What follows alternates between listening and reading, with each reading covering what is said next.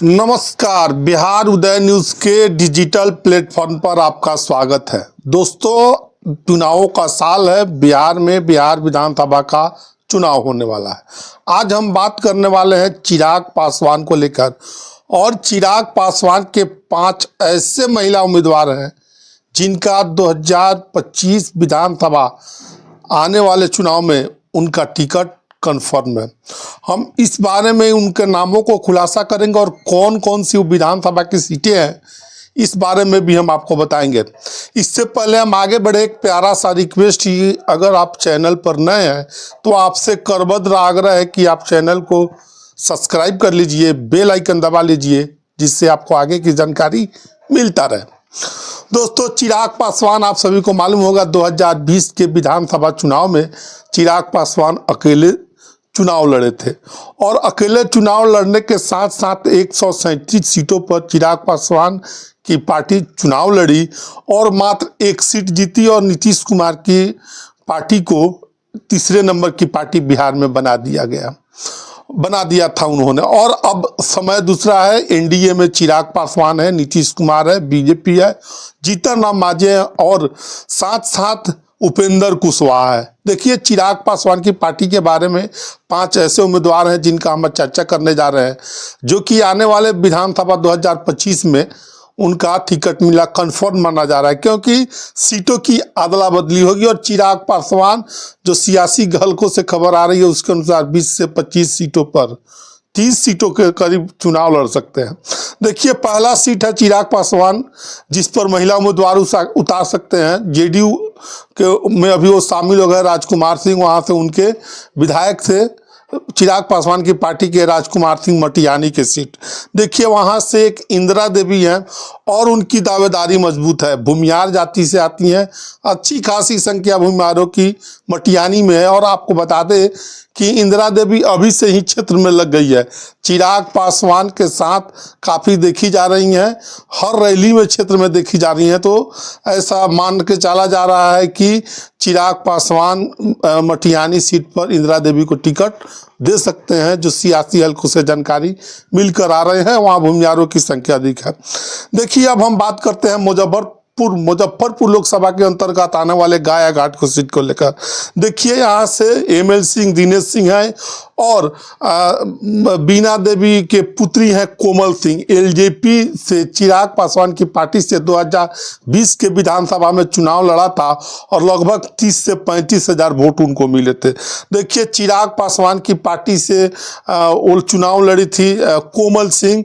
बीना सिंह की बेटी हैं कोमल सिंह और खुद दिनेश सिंह निर्दलीय जेडीयू से एमएलसी हैं। देखिए, आपको बता दें कि 2020 के चुनाव में गाया घाट सीट से निरंजन यादव जेडीयू से माफ करिएगा, निरंजन यादव 2020 के चुनाव में आरजेडी से चुनाव लड़े थे और वहाँ चुनाव जीते थे। लगभग 60,000 वोट उनको मिला था।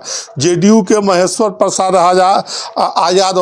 प्रसाद यादव चुनाव लड़े थे, 52,000 के करीब वोट मिला था। और एलजेपी के चिराग पासवान की पार्टी से कोमल सिंह थी, उनको 35,000 के वोट करीब में मिला था। और अभी से ही कोमल सिंह क्षेत्र में घूम रही हैं, जनता के बीच घूम रही हैं, जनता से आशीर्वाद कर रही हैं कि हम चिराग पासवान की पार्टी से चुनाव लड़ेंगे। जो सियासी हलकों में जानकारी है उसके अनुसार गाया घाट चिराग पासवान की कोटे में जाएगी तो वहाँ से उम्मीदवार कोमल सिंह हो सकती है।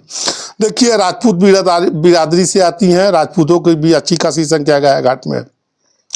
अब हम बात करते हैं महानार विधानसभा को सीट को लेकर। देखिए, महानार रामा सिंह की पत्नी वहाँ से बीना देवी अभी आरजेडी के सिटिंग विधायक है। और आपने देखा वो ये है कि 2024 के लोकसभा चुनाव में चिराग पासवान ने रामा सिंह को टिकट न दिया तो वहाँ से रामा सिंह एनडीए में चले आए, चिराग पासवान के साथ चले गए। अब ऐसी चर्चा है कि रामा सिंह चिराग पासवान की पार्टी में है तो बीना देवी के वहाँ से टिकट कट सकता है।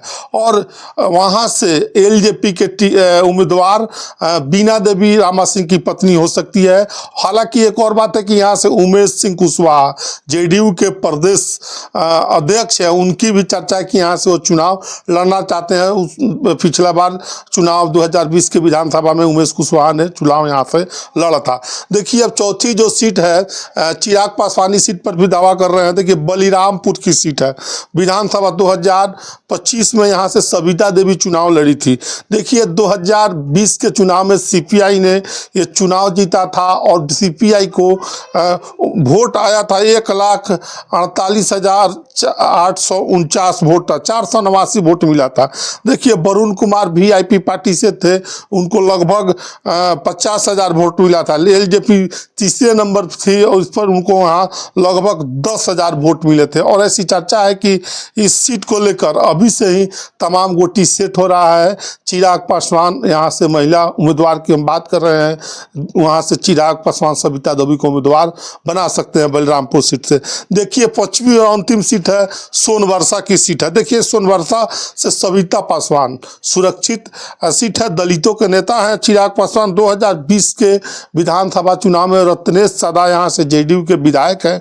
अब ऐसी चर्चा है कि रत्नेश सदा को इधर से उधर किया जाएगा, सीट अदला बदली की जाएगी और अदला बदली करने के बाद कुछ सीटें जो है चिराग पासवान के खाते में जा सकती है, भाजपा की कुछ सीटें जेडीयू के खाते में जा सकती है और जेडीयू के सीटें भी अदला बदली हो सकती है। उसी के क्रम में चिराग पासवान इस सीट पर दावा कर रहे हैं। और आपको बता दें कि सविता पासवान है, उनको उस चुनाव में लगभग 13,000 वोट मिले थे, तीसरे नंबर पर रही थी और तमाम दावे मजबूत वहाँ पे दिख रहे हैं। सविता पासवान अभी क्षेत्र में घूम रही है, 2020 के चुनाव में सोनवर्षा से चुनाव लड़ी थी। देखिए तो हम पांच महिला चिराग पासवान के उम्मीदवार के बारे में बात किए हैं जो कि आने वाले विधानसभा चुनाव में एलजेपी आर चिराग पासवान के 2025 के विधानसभा चुनाव में उम्मीदवार हो सकते हैं।